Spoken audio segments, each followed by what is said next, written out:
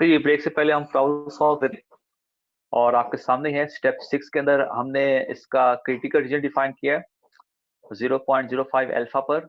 हमारे पास ये 1.64 आ रहा है और हमारे पास जो कैलकुलेटेड वैल्यू है जी की वो है 3.3। सो 3.3 ग्रेटर देन 1.64। हमारी जो कैलकुलेटेड वैल्यू है ये टेबलर वैल्यू से अबव आ रही है, मतलब ग्रेटर देन आ रही है। तो ग्रेटर की रिजेक्शन रीजन के अंदर आ रही है, तो हमारा H0 रिजेक्ट हो जाएगा, H1 एक्सेप्ट हो जाएगा।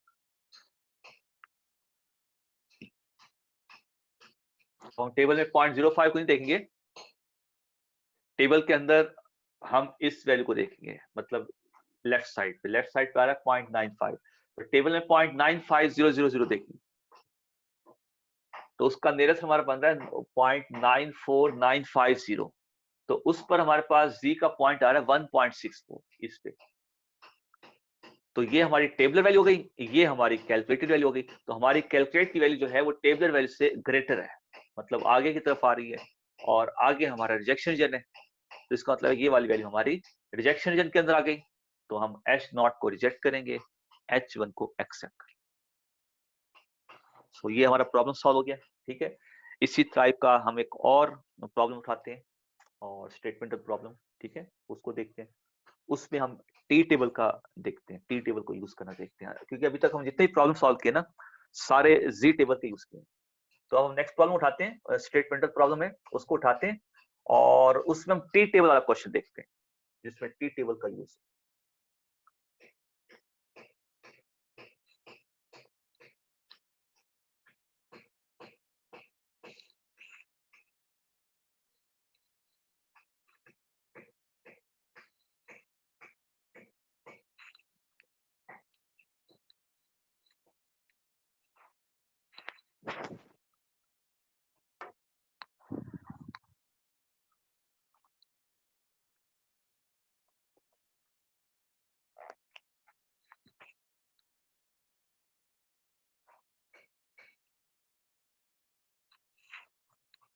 The following sample of 6 measurements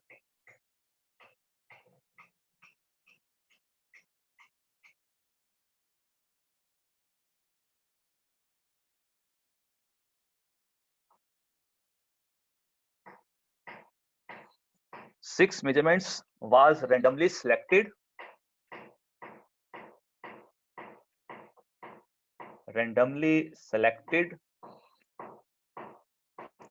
from a normal distribution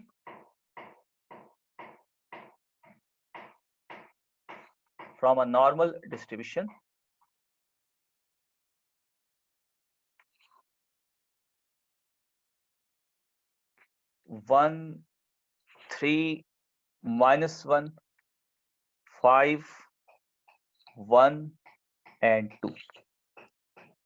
Test the null hypothesis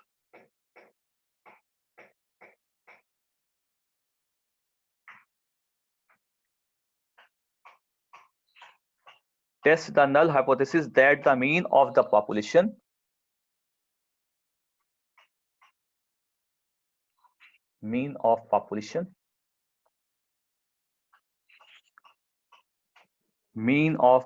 is 3 against the alternate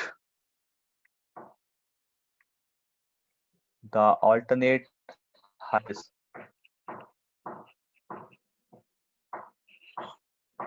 Mu is less than 3. Use alpha is equal to 5%. That is our problem. So इस problem में ये लिखा हुआ है test the null hypothesis. इसने हमें ये बता दिया कि ये प्रॉब्लम हमारा टेस्टिंग हाइपोथेसिस का है। तो टेस्टिंग हाइपोथेसिस का है तो फिर हम आते हैं अपने स्टेप बाय स्टेप मेथड की तरफ। Choose the null hypothesis and alternate hypothesis. तो नल हाइपोथेसिस क्या बता रहा है? Mean of population is 3। इस 3 का मतलब क्या होता है? Equal to 3। और उसका अगेंस्ट ऑल्टरनेट क्या दिया हुआ है? Mu is less than 3। Population mean is 3, is 3 का मतलब क्या होता है? इक्वल टू 3, ठीक है, इस 3 का मतलब ये होता है इक्वल टू 3। अच्छा, अगर यहाँ पे सपोज लिखा होता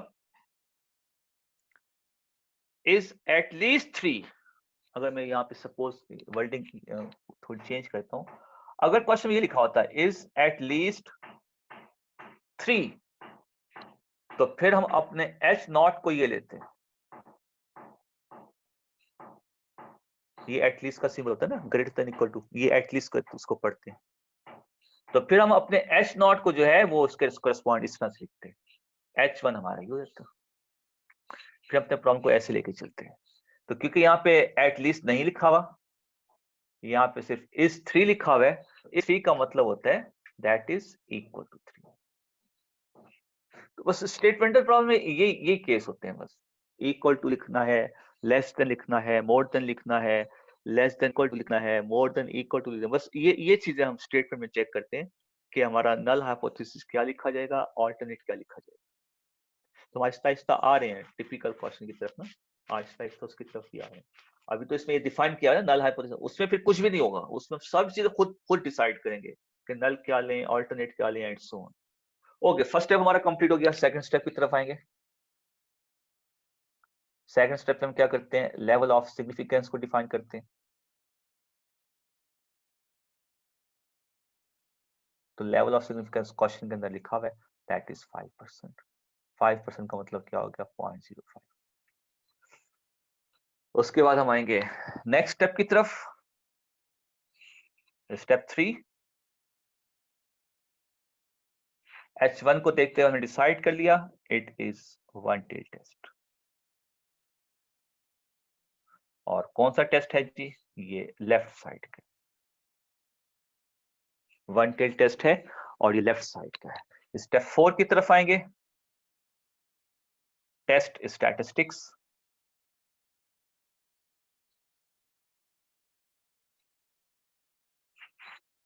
अब इस पूरे क्वेश्चन में हमारे पास पॉपुलेशन का स्टैंडर्ड डेविएशन सिग्मा गिवन नहीं है, कहीं पे लिखा हो ना पॉपुलेशन का स्टैंडर्ड। तो इसका मतलब क्या हुआ, इस क्वेश्चन के अंदर हम जी को भी यूज कर सकते हैं, टी को भी यूज कर सकते हैं। जब सिग्मा नहीं होगा तो फिर हमारे पास जी भी हो सकता है, टी भी हो सकता है यूज। फिर हमने क्वेश्चन को पढ़ा सैंपल के साइज की वजह से कि इस क्वेश्चन में सैंपल का साइज क्या है, ये सैंपल के पॉइंट दिए गए, सैंपल का साइज हमारे पास 6 है। तो जब सिग्मा अननोन है, सैंपल का साइज 30 से लेस है, तो अब हम यहाँ पे टी टेबल का यूज करेंगे। तो टी का फॉर्मूला लिखेंगे, टी का फॉर्मूला वही है जो जी का फॉर्मूला है, सिर्फ टेबल इसका चेंज है, ठीक है, टेबल चेंज है, बाकी फॉर्मूला सेम है, ठीक है।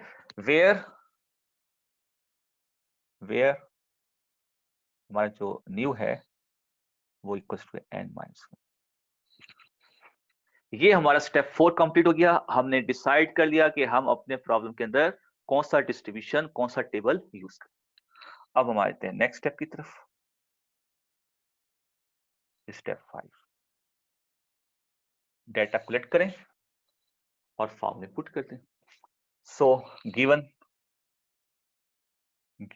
सैंपल पॉइंट, हमारे पास सैंपल के पॉइंट दिए हुए 1 3 -1 5 1 2। पहले हम निकाल लेते हैं इसका x बार, समेशन x अपॉन n करके सबको ऐड करें और टोटल नंबर से डिवाइड करते हैं, ये हमारे पास x बार आ जाएगा। फिर हम निकालेंगे इसका स्टैंडर्डेशन, समेशन x बार का whole square upon n minus.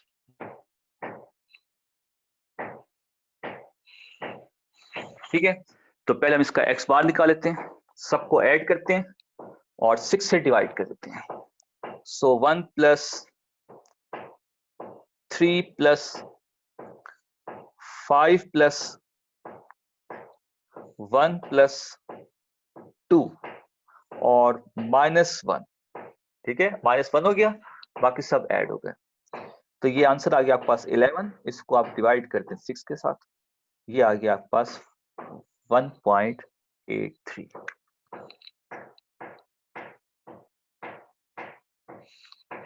ये आ गया आपका सैंपल का मीन। अब हम निकालते हैं सैंपल का स्टैंडर्ड डेविएशन। तो मीन को हर पॉइंट में से माइनस करें, मीन को हर पॉइंट में से माइनस करें, उसका स्क्वायर करें, उसका सम करें और n-1 से उसको डिवाइड करके आंसर का ले लें स्क्वायर रूट। तो मैं डायरेक्ट अब इसको माइनस कर रहा हूँ 1.83 माइनस 1। ठीक है, मैं डायरेक्ट माइनस कर रहा हूँ 1.83 माइनस 1 माइनस 1, ये आपके पास आंसर आ गया 0.83। इसका ले लें स्क्वायर, ये आपके पास आ गया 0.69।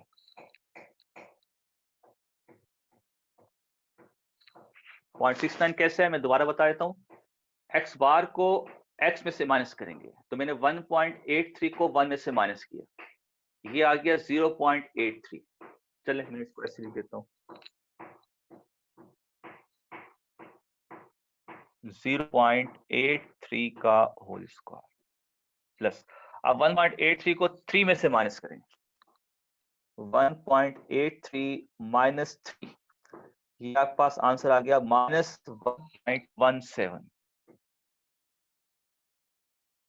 इसका स्क्वायर करेंगे, फिर 1.83 को -1 में से माइनस करेंगे तो इसमें ऐड हो जाएगा, -2.83 बन जाएगा। इसका स्क्वायर करेंगे,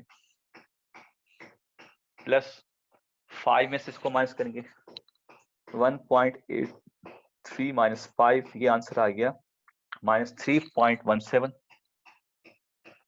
इसका स्क्वायर करेंगे, फिर 1.83 से माइनस करेंगे, ये दोबारा 0.83 का स्क्वायर आ जाएगा, फिर इसको 2 में से माइनस करेंगे, 1.83 माइनस 2, ये आपके पास आंसर आ गया 0.17 माइनस में, और इसका स्क्वायर करेंगे। ठीक है, और फिर इस पूरे को आप डिवाइड करेंगे n-1 के साथ, 6-1 के साथ, और फिर इस पूरे का आप लेंगे स्क्वायर। ओके जी, अब इनकी स्क्वायर कर देते हैं। 0.83 का स्क्वायर साथ साथ प्लस करते जाएं, 1.17 का स्क्वायर प्लस 2.80 का स्क्वायर,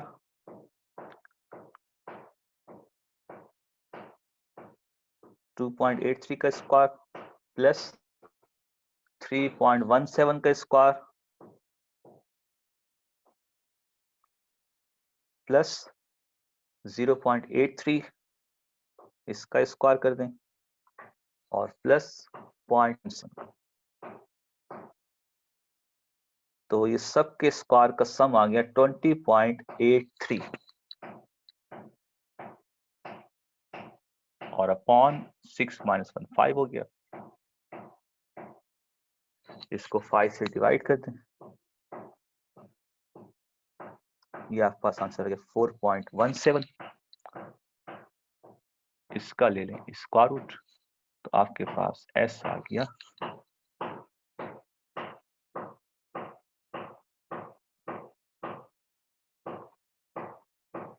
आपके पास s आ गया 2.0।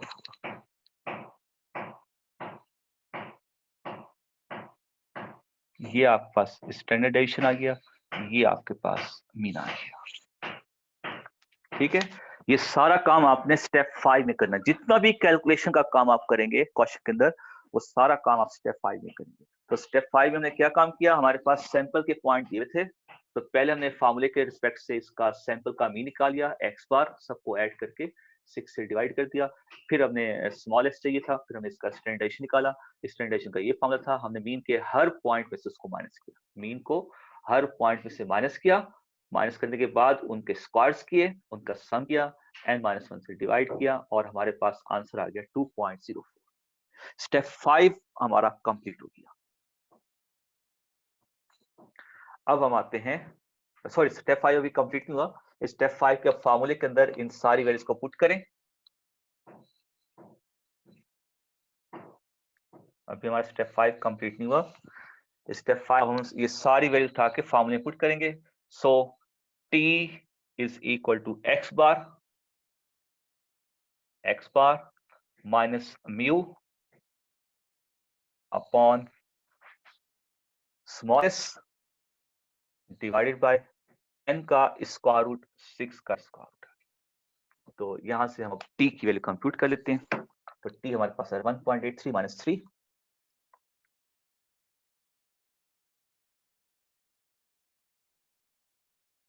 माइनस 1.17 आ गया, और 6 का ले लें square root 2.04 divided by square root of 6। तो ये आंसर आपके पास आ गया 0.83। तो हमारे पास t की कैलकुलेटेड वैल्यू क्या आ गई,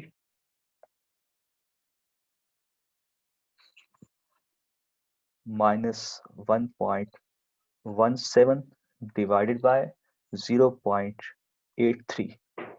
ये हमारे पास आंसर आ गया -1.41।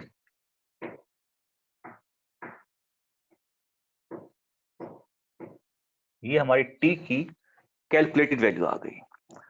Now step 5 is complete. अब हमारा स्टेप 5 कंप्लीट हो गया। अब हम आते हैं स्टेप 6 की तरफ। स्टेप 6 पे हम क्या करेंगे, हम अपना क्रिटिकल रीजन डिफाइन करेंगे। स्टेप 3 हमें बता रहा है कि वन टेल टेस्ट है और लेफ्ट साइड पे one tail test left side. इस पे हम t की टेबुलर वैल्यू देखेंगे। t की टेबुलर वैल्यू क्या आ रही है इस पॉइंट पे, ये वाला जो पॉइंट है। तो हमारा न्यू क्या है, यहाँ पर n-1 है, न्यू हो गया 6-1, न्यू हो गया 5। तो 5 के सामने और 95% के ऊपर टी टेबल में जाएं। टी टेबल में जाकर 5 के सामने, न्यू 5 के सामने और 95% के ऊपर। तो 95% के जब आप ऊपर आएंगे तो ऊपर आपको 5% मिलेगा और उसका हाफ 0.025 मिलेगा। Nu is equal to 5। तो ये 5 हो गया, उसके सामने आपका आ गया 2.571।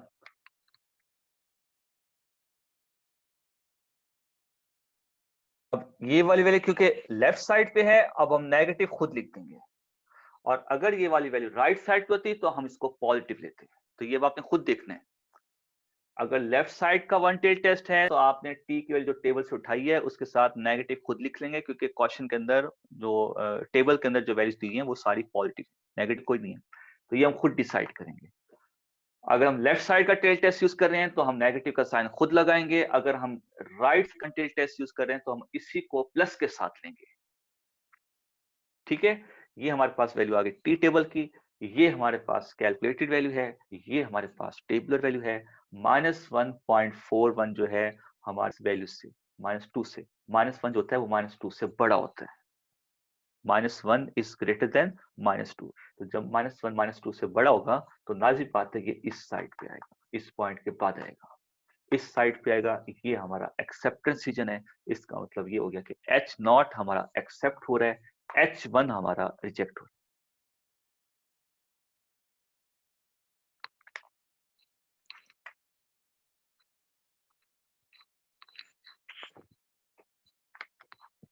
Now step 7.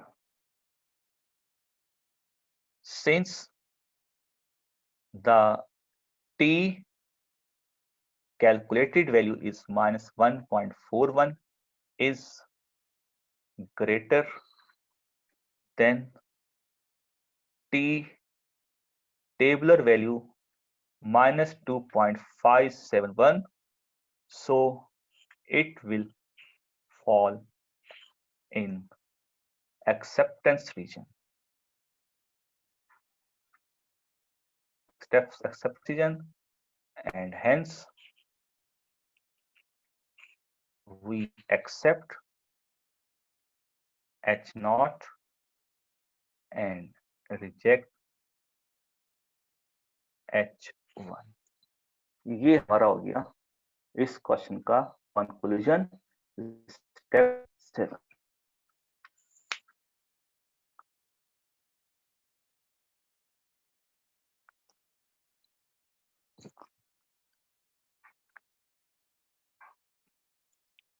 तो इस क्वेश्चन में हमने देखा टी टेबल, हमने इसको यूज किया और एक तो टी टेबल का यूज हुआ इसमें, और दूसरी चीज हमें क्या नजर आई है, हमारा एस नॉट रिजेक्ट नहीं हुआ, एस नॉट एक्सेप्ट हुआ, क्योंकि इससे पहले हमने जितने भी क्वेश्चन सॉल्व किए थे उन सब में हमारा एस नॉट रिजेक्ट हो रहा था। इस क्वेश्चन में हमारा एस नॉट एक्सेप्ट हो गया।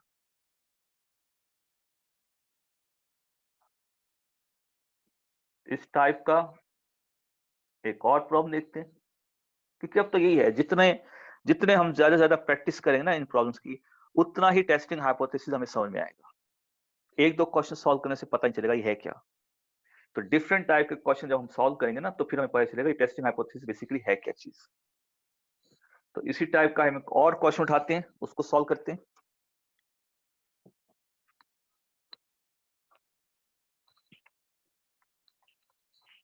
उसमें भी हम देखेंगे टी टेबल का यूज हो रहा होगा,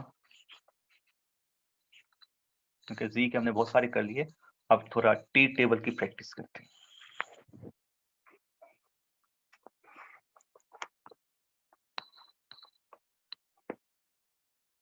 Five measurements of the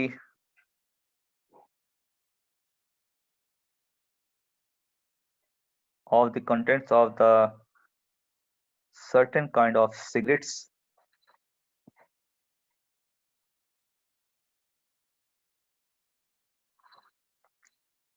five measurements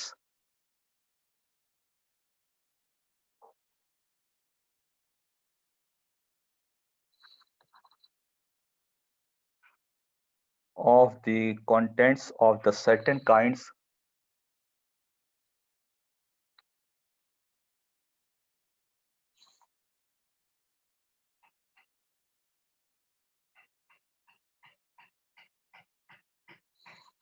certain kind of cigarette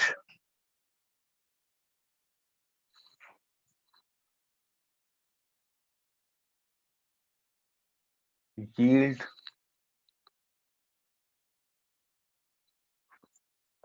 फिर उसने कुछ सैंपल के पॉइंट दिए हुए 14.5 14.2 14.4 14.3 14.6 milligram per cigarette.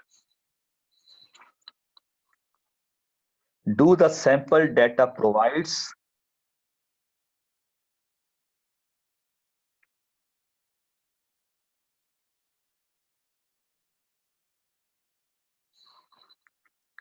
sufficient evidence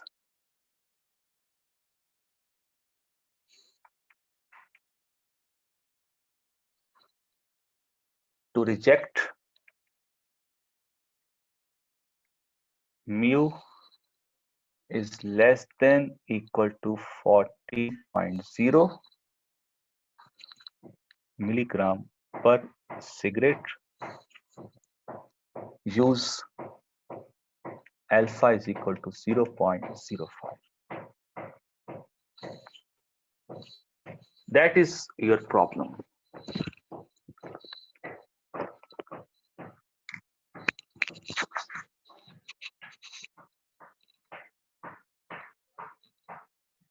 okay जी, इस प्रॉब्लम के अंदर अब आप देखें आपको क्या गिवन दिया हुआ है, आपने क्या करना है। उसने कहा है reject, accept, do the sample data provide sufficient evidence to reject mu is less than equal to 14.0। तो क्वेश्चन की वर्डिंग हमें बता रही है कि ये है तो टेस्टिंग हाइपोथेसिस का क्वेश्चन, जिसमें हमें किसी स्टेटमेंट को एक्सेप्ट करना है या रिजेक्ट करना है, उसको टेस्ट वगैरह करके, तो ये टेस्टिंग हाइपोथेसिस का क्वेश्चन। तो फिर हम टेस्टिंग हाइपोथेसिस में पहला स्टेप सॉल्व करेंगे, अपने नल और अल्टरनेट हाइपोथेसिस जो है वो डिफाइन करेंगे। ओके जी, अब क्वेश्चन में हमें कहीं पर भी नल या अल्टरनेट हाइपोथेसिस के बारे में नहीं लिखा हो वर्डिंग में, जैसे इससे पिछले क्वेश्चन में लिखा हुआ था कि नल हाइपोथेसिस हमारा क्या है और उसके अगेंस्ट अल्टरनेट हाइपोथेसिस हमारा क्या है, तो हमें पता था ये H0 है, ये H1। अब इस प्रॉब्लम देखें, उसने कहीं पर नहीं लिखा हुआ कि नल हाइपोथेसिस क्या है, अल्टरनेट क्या है, नहीं लिखा हुआ उसने। अब हम थोड़ा खुद अपना माइंड, अपना जहन लड़ाएंगे यहाँ पर कि इस क्वेश्चन में हमारा नल हाइपोथेसिस क्या हो सकता है, रिजेक्ट और ऑल्टरनेट हमारा क्या हो सकता है। तो पहली बात, नल हाइपोथेसिस की डेफिनेशन ये थी कि जिस स्टेटमेंट को आपने टेस्ट करना हो उसको हम नल हाइपोथेसिस कहते हैं। अच्छा, अब नल हाइपोथेसिस रिजेक्ट भी हो सकता है, एक्सेप्ट भी हो सकता है। अभी हमने जैसे प्रॉब्लम सॉल्व की है डिफरेंट, हमने देखा उसमें एच नॉट रिजेक्ट भी हो रहा था, एच नॉट एक्सेप्ट भी हो रहा था। तो एच नॉट आपका वो स्टेटमेंट होता है जो क्वेश्चन में गिवन होता है या जिसको हमने वेरीफाई करना होता है, जिसको हमने टेस्ट करना होता है। तो इस प्रॉब्लम में हमने इसको टेस्ट करना है। तो ये हमारा वो स्टेटमेंट है जिसको हम टेस्ट करना चाह रहे हैं। Do the sample data provide sufficient evidence to reject this one. मतलब इसको हमें टेस्ट करना है कि इसको हम रिजेक्ट करें या इसको हम एक्सेप्ट कर लें। एक तो ये वर्डिंग हमें बता रही है कि ये हमारा नल हाइपोथेसिस है। और दूसरी वर्डिंग देखें, मतलब दूसरी जो है इसका की पॉइंट देखें कि इसको हम नल हाइपोथेसिस क्यों कह रहे हैं। जैसे मैंने लास्ट क्लास में आपको डिफरेंट कंडीशन में बताया था कि नल हाइपोथेसिस जब भी डिफाइन होगा इक्वल टू के साइन के साथ लिखा होगा। ये सबसे बड़ी मेन निशानी है। एच नॉट जब भी लिखा हुआ आएगा इक्वल टू के साइन के साथ होगा। H1 जिसको हम ऑल्टरनेट हाइपोथेसिस कहते हैं, H1 जब भी लिखा हुआ आएगा उसके साथ इक्वल टू का साइन नहीं होगा। अगर ये क्वेश्चन ऐसा होता सपोज, तो फिर हम इसको H नॉट नहीं लेते, फिर ये हमारा H1 होता क्योंकि इसमें इक्वल टू का साइन नहीं है। ठीक है, फिर हम इसको H1 लेते हैं क्योंकि म्यू इज लेस देन 14.0 लिखा हुआ है, तो फिर हमारा ये H1 होता, H नॉट नहीं होता। फिर हम इसका H नॉट खुद बनाते हैं। तो फिलहाल हमारे सामने जो क्वेश्चन है उसमें यहां पर इक्वल टू लिखा हुआ है, और मैंने कहा था कि H नॉट जब भी डिफाइन होगा with equal to sign, H1 जब भी डिफाइन करेंगे without equal to sign. Okay जी, अब हम आते हैं 1 की तरफ। स्टेप 1 में हमारा नो डाउट H नॉट तो हो गया mu is less than equal to 14.0। अब हमने H1 डिसाइड करना है। अब हम लास्ट क्लास के लेक्चर में जाएंगे। अगर H नॉट हमारा ये है, अब क्योंकि यहाँ पे H1 नहीं दिया हुआ, इसमें क्वेश्चन H1 नहीं दिया हुआ ना, अब हमने H1 खुद डिसाइड करना है। जब हम खुद डिसाइड करेंगे तो हम H1 को ये भी ले सकते हैं और H1 को हम ये भी ले सकते हैं। अब ये आपकी चॉइस है कि आप इन दोनों में से किस क्वेश्चन को सॉल्व करना चाहते हैं, टू टेल टेस्ट को या वन टेल टेस्ट को। ये अब आपकी चॉइस है, क्योंकि जो आंसर इससे आएगा वही आंसर इससे। आंसर का मतलब क्या होगा, कंक्लूजन। जो कंक्लूजन आप यहां से ड्रॉ करेंगे सेम कंक्लूजन यहां पे ड्रॉ होगा। अगर टू टेल टेस्ट में आपका H नॉट रिजेक्ट हो रहा है तो वन टेल टेस्ट में भी आपका H नॉट रिजेक्ट होगा। मतलब दोनों के आंसर पे कोई इफेक्ट नहीं पड़ेगा, बेशक आप अपने क्वेश्चन को टू टेल से करें या वन टेल से करें। ये अब आपकी चॉइस है, क्योंकि हमारे क्वेश्चन में H1 गिवन नहीं है। तो अब हम H1 को खुद डिसाइड करेंगे। और मैंने लास्ट क्लास में बताया था कि अगर H नॉट इस शेप में हो तो हम H1 ये भी ले सकते हैं, H1 ये भी ले सकते हैं। सर तो अब आपकी सर आप क्या प्रेफर करते हैं जब हमारे सिचुएशन हो, तो हम लोग टू टेल से क्या करें, वन टेल से क्या करें? टोटल क्या मतलब? मैं कह रहा हूँ टू टेल से क्या करें या वन टेल से हम लोग खुद सॉल्व क्या करें जब हमारे पास ऐसी चॉइस आ जाए, तो क्या प्रेफर करते हैं आप? मैं वही बता रहा हूँ। इससे आंसर पे कोई इफेक्ट नहीं पड़ता। मतलब अगर हम कहेंगे हम टू टेल टेस्ट को कर लें तो आंसर हमारा अच्छा आ जाएगा, वेरीफाई हो जाएगा, उसमें एरर कम होगा, इससे कोई फर्क नहीं पड़ता। आप टू टेल से करें या वन टेल से करें, टू टेल में क्या करना पड़ेगा, आपको अल्फा को 2 से डिवाइड भी करना पड़ेगा। टू टेल में आप जैसे दोनों साइडों पे डिफाइन करना पड़ेगा। टू टेल के अंदर आपका आंसर पॉजिटिव आ रहा है तो पॉजिटिव से चेक करेंगे, नेगेटिव आ रहा है तो नेगेटिव से चेक करेंगे। वन टेल टेस्ट में आपका अल्फा ही रहेगा। वन टेल टेस्ट में आपका रिजेक्शन सिर्फ एक साइड पे होगा। अब ये आप पे चॉइस है कि आपको ये काम अच्छा लग रहा है या ये काम अच्छा लगता है, मतलब जिसमें आपकी आसानी हो। बाकी किसी को टू टेल टेस्ट अच्छा लगता है, किसी को वन टेल टेस्ट अच्छा लगता है, कंक्लूजन दोनों का सेम होगा। तो मैं इसको कर रहा हूं टू टेल टेस्ट से, ठीक है। मैं इस क्वेश्चन को कर रहा हूं टू टेल टेस्ट से, आप घर पे बैठ के इसको वन टेल टेस्ट से कर लेना, दोनों क्वेश्चन आपके सामने आ जाएंगे। तो मैं क्लास में ये कर रहा हूं, आप घर पे बैठ के इसको कर लेना। अब जैसे जैसे मैं क्वेश्चन सॉल्व कर रहा हूं आपने सेम उसी तरह से इसको सॉल्व करना है। बट मैं टू टेल टेस्ट यूज करूंगा, आप वन टेल टेस्ट यूज करेंगे। आइडिया आपको हो जाएगा कि दोनों में क्या काम होता है। ओके जी, हम आएंगे स्टेप 2 की तरफ। हमारा टाइम 1 मिनट रह गया है, तो जितना हो सकेगा, वरना फिर हम ब्रेक के बाद कर लेंगे। स्टेप 2 की तरफ आएंगे, लेवल ऑफ सिग्निफिकेंस को डिफाइन करेंगे। लेवल ऑफ सिग्निफिकेंस हमारे पास दिया हुआ है, अल्फा इज इक्वल टू 0.05। यहां से हम अल्फा बाय 2 निकालेंगे, क्योंकि हमारा ये जा रहा है 2 टेल टेस्ट के अंदर। ठीक है, तो जब आप 1 टेल टेस्ट से करेंगे तो फिर आप अल्फा को 2 डिवाइड नहीं करेंगे। अच्छा, अब हम आते हैं स्टेप 3 की तरफ। स्टेप 3 में हमारा आ जाएगा इट इज 2 टेल टेस्ट, और आपके अंदर आ जाएगा 1 tail test. It is 2 tail test. जब आप क्वेश्चन को सॉल्व करेंगे, आप यहाँ पे 1 टेल टेस्ट लिखेंगे और राइट साइड का। ठीक है, उसके बाद हम आ जाते हैं स्टेप 4 की तरफ।